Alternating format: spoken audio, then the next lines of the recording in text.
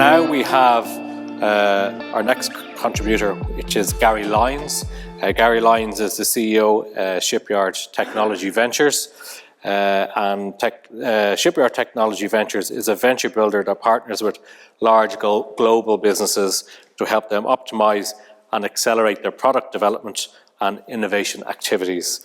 Gary was previously Chief Innovation Officer, Head of Digital and Innovation in MasterCard, and prior to that he was CEO of Orbiscom, the inventor of the virtual card numbers, which was acquired by MasterCard in 2019.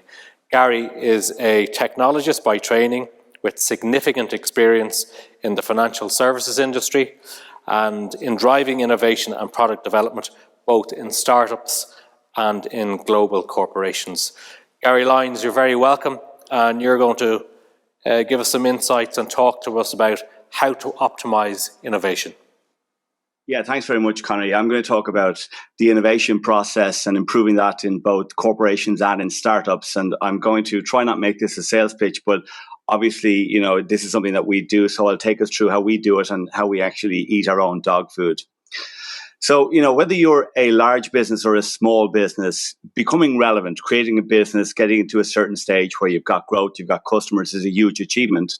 But really, given what's going on now and the advances in technology, staying there is probably an even bigger challenge than becoming relevant in the first place. And that's evidenced by quite a lot of data points. The one I typically talk about is the S&P 500.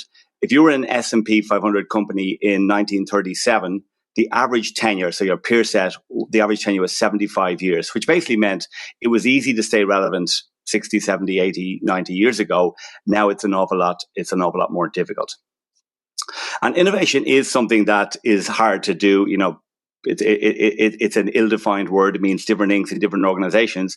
But the reality is, innovation and product development is critical for any company to stay relevant and to grow. And it doesn't matter whether you're a large, established, global multinational or you're a small startup. The advantages you have today are going to be replaced by the trends of tomorrow. So it doesn't matter how relevant you are today, whatever the network effects are, technology is advancing at such a pace that you need to be advancing with it. And that's even more complex now when you think about the impact of COVID-19. That adds a huge amount of complexity. So if you look at businesses today, large established businesses or, smaller startups, they're typically going through three phases. Nobody's really gone through these yet, but stabilization is when COVID hit first. And, in a lot of cases, obviously COVID did have a positive impact on some industries, but, they're the exception rather than the rule. So stabilization is revenue is gone, but I still have my costs. I've got to deal with the fact that they've gone off a cliff. Normalization is, maybe it's something that we felt we've gone through over the last number of months. But it's when, business is starting to come back to normal, but there's still uncertainty.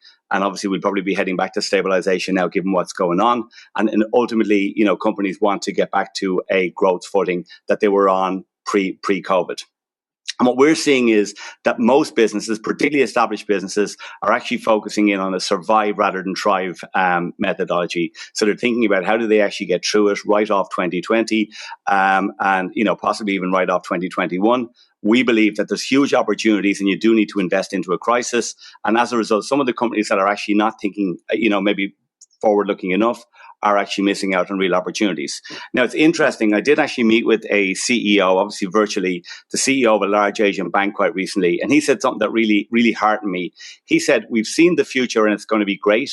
We now know what our customers need and want, and we can prioritize accordingly.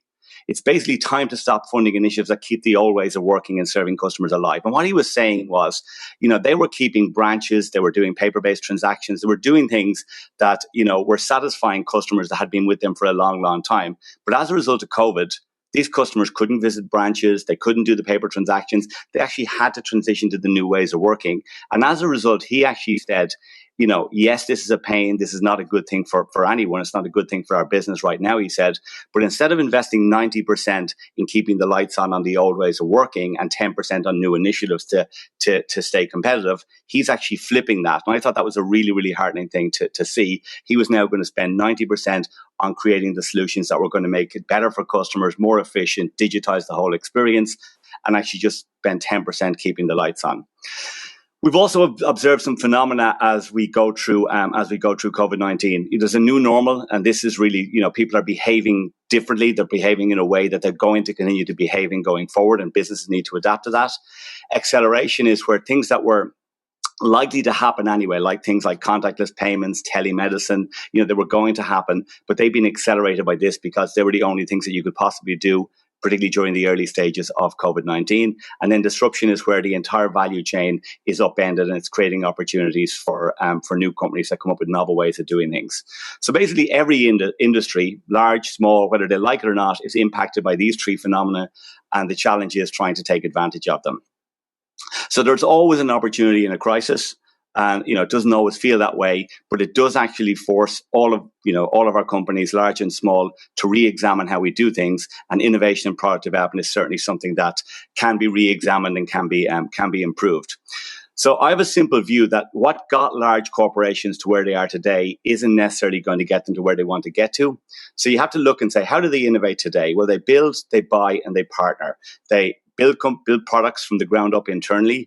They acquire companies, which for large companies is probably the number one driver of innovation, and they enter into commercial relationships. Now, all of these work to a point, but they all have challenges. Organic is slow, it's expensive. You're maybe embracing technologies that your company hasn't been comfortable with. There can be bureaucratic and political reasons why it's a challenge. Secondly, acquisitions are expensive.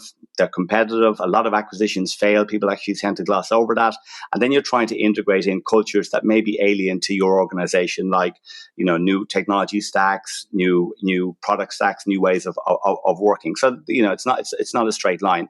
And then, commercial relationships don't give competitive advantage, because if you can do a deal with someone, then so can your competitors. So we believe that companies need to innovate the way that they innovate. Now, I also believe that innovation is a repeatable process. Some people think about innovation as a sort of a black art, and you can throw a few people in a room, give them a challenge, really smart people, and they will come up with an answer.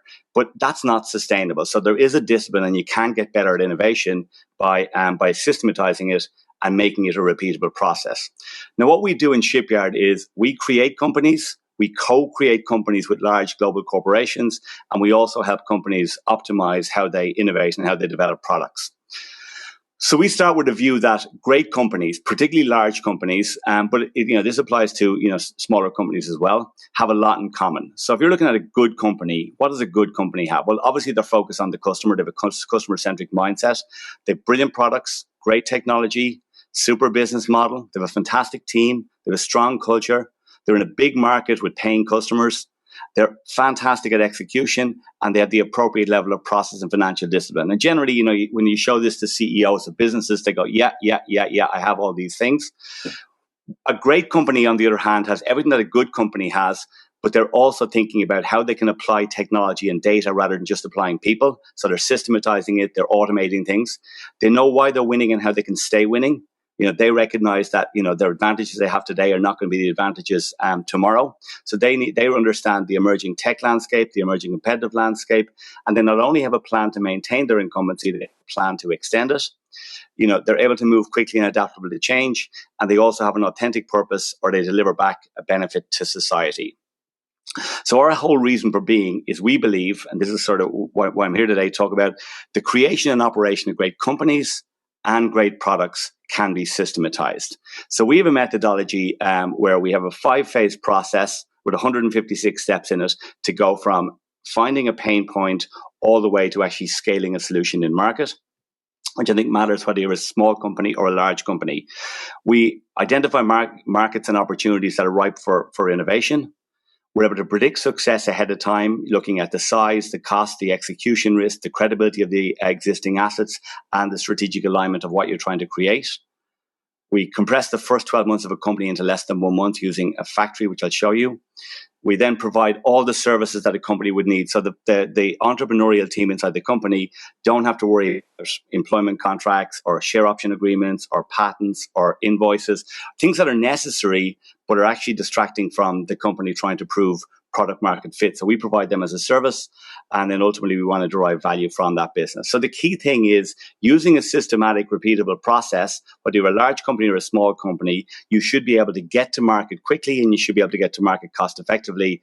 And ultimately what I think most companies are trying to do is find product market fit. Find that the product that they have is appropriate for the market they're selling into. And, it's a lot easier when a large company has product market fit. They're fantastic at scaling it, but large companies often find it difficult to actually find product market fit. So that's an important discipline, and it's something that startups are generally quite good at. So should we enter a market then as we look at 200 data points to determine is the industry attractive? And more importantly, were we to try create a business there, would we be successful? And you're looking at things like regulatory requirements, capital requirements, the investment profile, the credibility of the team that we have, and so on. But basically, the key message here is you need to have a discipline that's objective so that you're actually doing things that are going to be beneficial to the business, that it's not just throwing mud at the wall.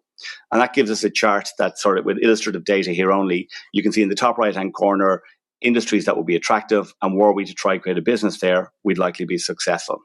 You then have to find ideas, and there's lots of different ways of finding ideas. We would encourage people to, use their product teams, talk to customers, engage their employees. We find them 4 different ways. So we have ideas ourselves. We have a research team that come to us with lots of ideas for companies. Customers and partners come to us with pain points and opportunities. And then ultimately we can work with the startup community as well. So when you've found an idea, you need to determine, is this an idea that you should work on? Because in large companies and small companies, the process of product development and innovation is actually quite subjective. And, it's not always the initiative that the organization should invest in actually gets funded. So I'm just going to show you very quickly. Simple example. We look at size, cost, credibility of assets, execution risk, and underneath the screen there's strategic alignment. So it starts asking me real simple questions. Is there a real problem with a large market where technology can be applied? What's the size of the addressable market? And I'm just going to answer these questions randomly. Is there a recurring revenue model? What's the likely margin? Does the margin grow as it scales? And so on and so forth. And it's basically generating scores for size, cost, et cetera, and a composite score, which basically means that you have the ability to objectively assess which are the initiatives that you should move forward with, having calibrated the model as to what's important for you.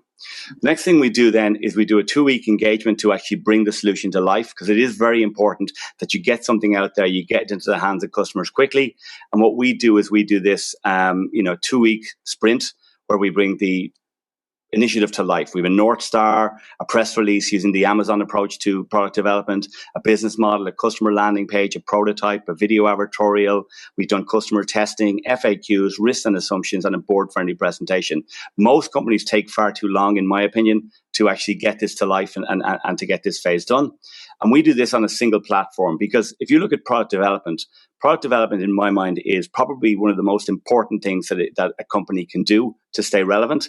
And it's actually done in a really, really backwards way. You think about it, it's done using Word, PowerPoint, Excel, Sketch, Figma, various different tools.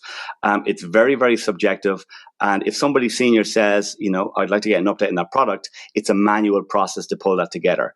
Companies would not run their HR that way. They wouldn't run their finance that way, and nor should they. And I believe you shouldn't run your product development that way. So we actually use a disciplined platform to do that. Just give you a flavor of that. And this is used by large corporations as well. So I've created an idea about an hour ago called virtual face mask. And I haven't actually filled in any information, but we've got hundreds of different canvases. So I can say, well, we need to define the problem. What is the problem? When is it a problem? Who does it affect? Why is it a problem? So you're asking really, really simple questions that are going to be beneficial. You can look at the size of the problem. You can look at who your target users are.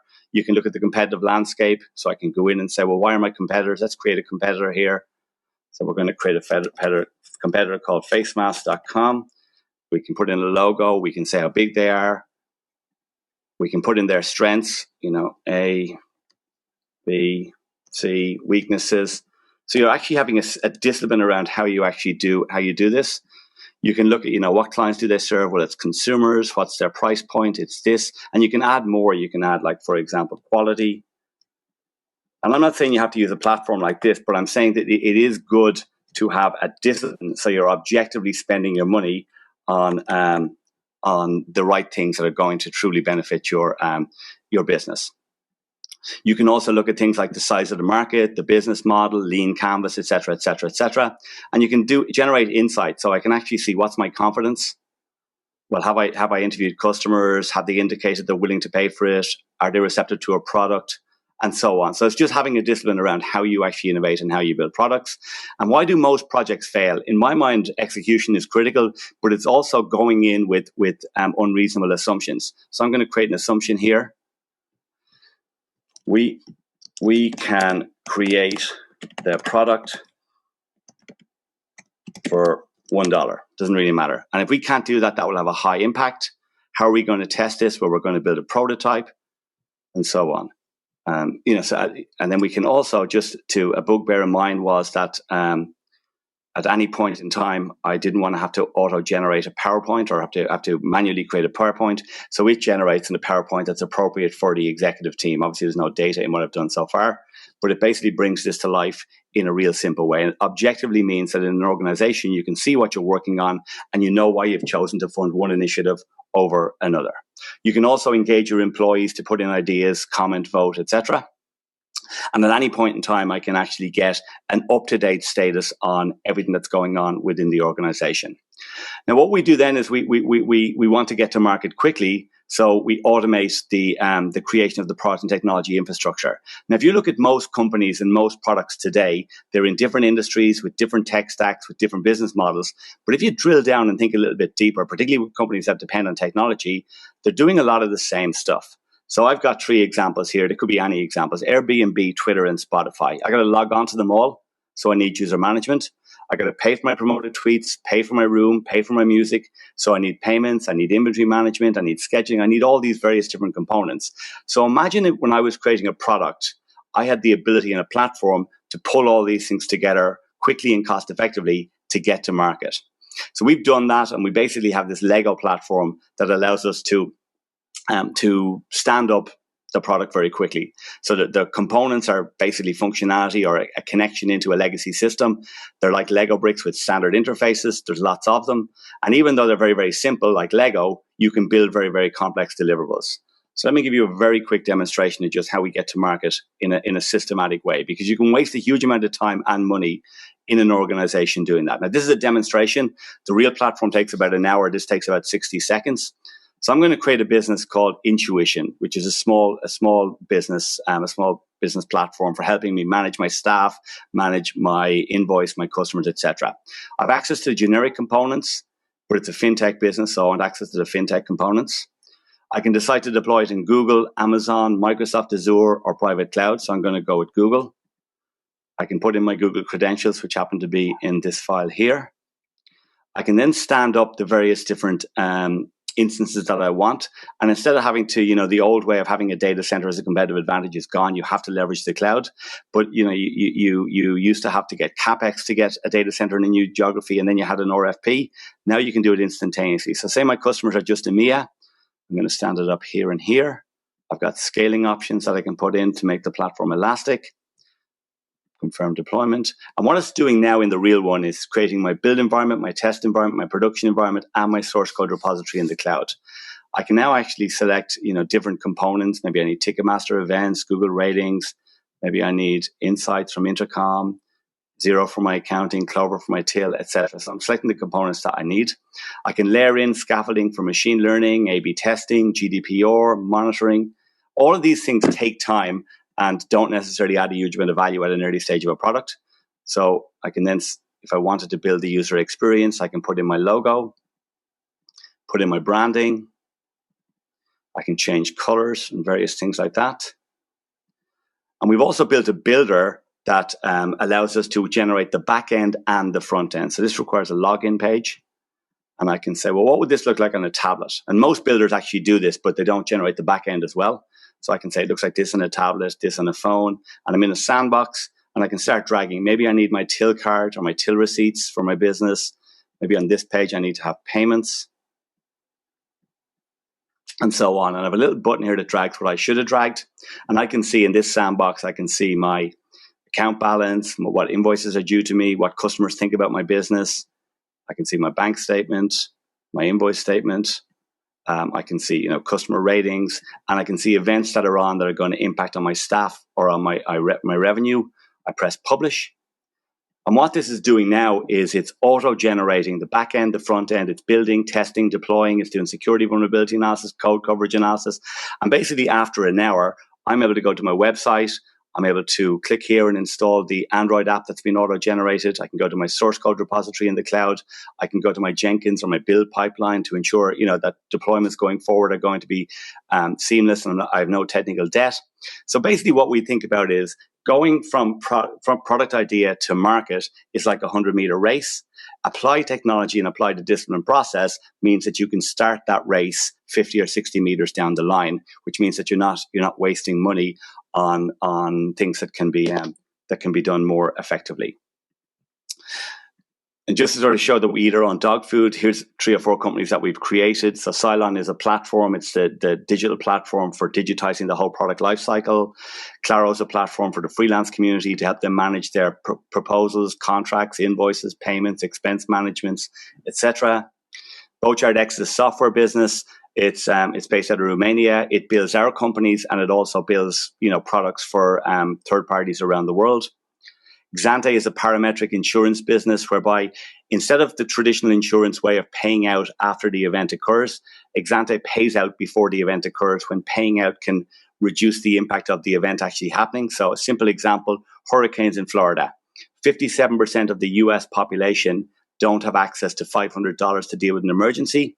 So if a hurricane is coming to their house or where they're renting, they can't afford to look after their family, look after their pets. They can't even protect their property. What we do is we use machine learning to find out 2 days before the hurricane hits, and we give them instantaneously on a MasterCard prepaid card $1,000. They can use that then to board up their house, put petrol in the car, book a hotel, basically look after their family. And that can be applied to a whole lot of different use cases. And Marine is another platform for basically managing the ingestion of data to take the human effort out of doing KYC, AML, and customer onboarding. The other thing is that I mentioned that build, buy, and partner or organic acquisition and investment only work to a point. There's a new methodology where a corporation can co-create a company and hang the investment off their balance sheet. So instead of acquiring a company that may not exist today, they're able to design the acquisition that they want ahead of time and then buy it back for a fraction of the market price at some point in the future. We create our own companies and we co-create. So in terms of sort of, wrapping this up in a bow, I would say no matter whether you're a large company or a small company, if you're in product development, make sure you're solving a real problem in a large market, ideally knowing that customers want your solution and they're willing to pay for it. It's no good having them want it if you can't find a business model or you can't charge them for it. Begin with the end in mind. I have a very strong view that innovation is useless if you don't align it with strategy. If you don't know where you want to get to, any road will get you there. It's a bit like technology that's really, really cool. If it's not solving a problem or doing something better than something is already doing it, you're wasting your time and you're wasting your shareholders' money. So you do need to align your innovation and product development activities with the strategy of the business. And the reason I say broadly is because you do have the license to potentially try things, but don't let 1,000 flowers bloom, whereby you're trying lots and lots and lots and lots of different things, knowing that, that it's highly unlikely that any of them are going to succeed at scale because none of them are getting the opportunity or the funding that they need. It's critical, large or small, to follow a disciplined process and to measure everything. Be objective about what you're doing.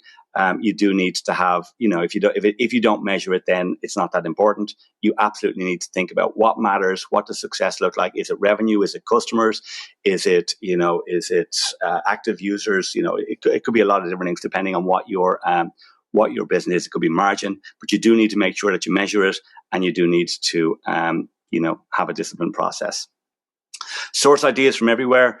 Depending on the size of the company, I think large companies have lots and lots of ideas. Ideas are very, very easy in a large company because there's lots of people who are thinking about the business and who really know their business extremely well. So they have no problem finding ideas, but prioritization and execution are hard. In a startup, sometimes it's harder to find new ideas. How do I actually serve my customers better? How do I enter new markets? So I do think you need to engage your whole employee base and try to get ideas, but make sure that you have a disciplined process around assessing which are the ones that you should spend time on, because every time you invest time in a product or an opportunity, there's an opportunity cost to that if that product fails, you're not able to spend that money again on something else. So you do need to be disciplined and have an objective approach to, one, quickly decide should I spend some time on this? And to find the opportunities that are truly going to move the needle for my business, large or small. Don't put all your eggs in one basket. You do need to have an innovation portfolio. And if an initiative is failing, you do need to kill it. Do not, a lot of companies do have hobbies. So you don't want to, be over investing in hobbies that are not clearly going to succeed. So there's an interesting thing in Harvard Business Review where they talk about this innovation portfolio or innovation matrix, where companies talk about they have a view of what they're investing to serve existing customers and existing products. What are the adjacent products and offerings that they can create, which will allow them to have a deeper relationship and a more lucrative relationship with their customers, and then transformational, where they're looking at breakthrough initiatives that are not necessarily what the business has done, and maybe the market hasn't got at the moment. And if you look at this and plot this out properly, you actually get a good sense of, am I just investing in the today? Am I investing in the tomorrow? Or am I also preparing the business to be successful in 4 or 5 years' time? The other thing I would say that's important is to think technology first and automate everything. The reason I showed the shipyard approach is to show that we do think about applying technology at every phase, and we do automate everything. The reason I have this orange thing on the screen is, and I don't know whether many of you recognize that this is Akiva. And Kiva is a robotics company that Amazon acquired a number of years ago, and they've got tens of thousands of these inside the warehouses around the world. And what they used to do was they used to go and pack, people would walk around the warehouses packing, your order, you make an order, and somebody would actually go and manually pack it. And what that did was that was creating a scenario whereby 90 minutes on average from the time you completed your purchase, your package was ready to go. With the Kiva, the products were coming to the packers, and they were able to reduce the impact or reduce the time from order to package being ready to go from 90 minutes down to 15. So even though the customers didn't necessarily know there was robots going on, they did feel the impact of someone like Amazon getting products out quicker. And that's why in certain cities around the world, they can do delivery within the next hour or within the next day. It is down to applying technology. Now, I'm not saying that you should be investing in robotics companies or applying that, but I am saying that you should be thinking about applying technology to every phase of your business, and certainly applying that to every phase of your product development activities. So that was all I was going to cover today, Connor. I'm happy to take questions if you have any.